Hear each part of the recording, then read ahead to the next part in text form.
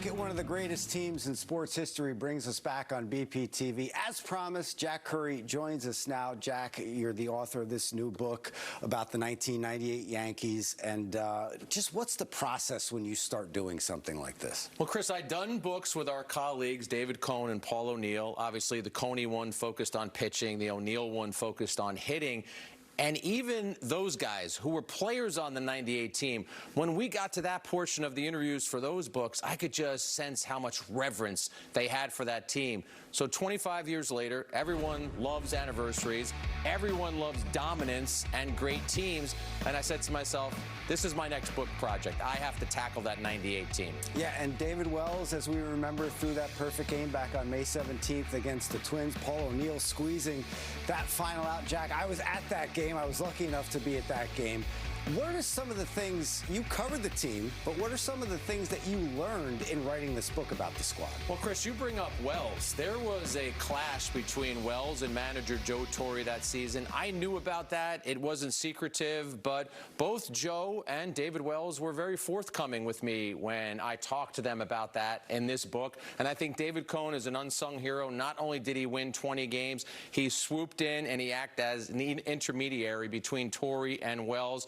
And my goal, Chris, was to go behind the scenes. Anyone can go to baseballreference.com, look up the standings, look up the box scores. So I was looking for any nugget that took people behind the scenes. So there's stuff about El Duque, there's stuff about Jeter. There's actually an excerpt running in the New York Daily News on Sunday about where Jeter didn't even think the season was going to start because of a harrowing bus trip that they had at the start of the season. So my goal was to bring people behind the scenes. And Jack, think about a child, a boy or a girl who was born in like 1988, 1989. They don't remember the early 90s Yankees, and then all of a sudden their formative years, they run smack dab into 1996, and then 2 years later, after 97, by the way, which I thought was very fascinating in this book, it's the fact that that 98 team remembered about that 97 loss to the Indians. Chris, that's why I wanted to start the book in 1997, because I think before there was glory in 1998, there was some suffering. The Yankees won in 96. I think they thought they were on a magic carpet ride to another World Series in 97. They lose this painful series in Cleveland. And Chris, I had been in a lot of losing clubhouses. That was a morose scene. Joe Torre actually sat in the middle of the clubhouse and didn't say anything. It was a non-verbal eulogy to the end of that season. And I think they were so committed and so driven to come back in 98 and make sure that those feelings of 97 were eradicated, and that never happened again. One of the lasting images, for me at least, in that 97 season when it ended so abruptly against the Indians was, Jack, when Paul O'Neill hit that double and just held on to second base for dear life. And you just had such a mix on that 98 team. You had seasoned veterans and you had role players who knew their roles. That's the thing about this team. I think they're the greatest team ever, and I'm willing to debate that and argue that with anyone. And if somebody wants to argue 27 Yankees or 39 Yankees and put them on the top of the mountaintop, I'm not going to jump on the mountaintop and try and push them off. There are legitimate arguments for those teams. But, Chris, I'm stealing something that Coney told me for this book. He said from 1 through 25, he thinks it's the best roster ever constructed. So if it's the best roster ever constructed, to me, it's the best team.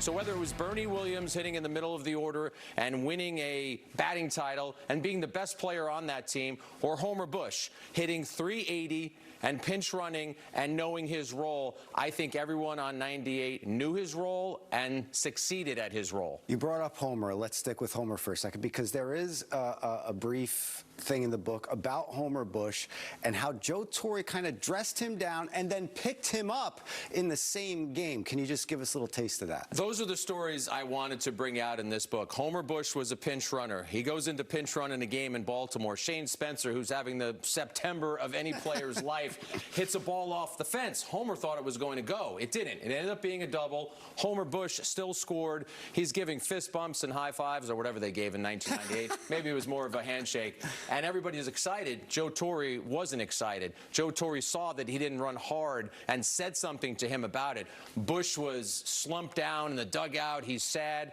After the game, Joe Torre noticed that, and he said, "Kid, I need you. I need you right now. That can't happen again." So to your point, He knocked him down a little, but then he lifted him up and reminded him of how important he was, because that couldn't happen in the postseason. And Homer Bush said, man, it got real for me in that moment. Jack, there's no one who doesn't want to relive the majesty of 1998, especially when you write it. You've written so many great books. Where can we find this one? Chris, we're told to say find it at your favorite bookseller. So wherever you want to go, whether it's Amazon, Barnes & Noble, whether it's my buddy Kenny at Books and Greetings in North Vale, New Jersey. Chris, I just want them to find the book, because I'm really proud of this book, and I think if you love great teams, camaraderie, leadership, and dominance, I think you'll love this book.